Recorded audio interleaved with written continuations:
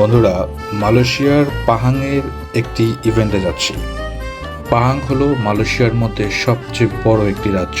এই রাজ্যে এক্সপ্লোর করার মতো অনেক জায়গা রয়েছে। তার মধ্যে ক্যামেরন হাইল্যান্ড ও গ্যান্তিং হাইল্যান্ড হচ্ছে সবচেয়ে জনপ্রিয়। গ্যান্তিং হাইল্যান্ড সমুদ্রপৃষ্ঠ থেকে ৬,১১৯ ফিট উপরে,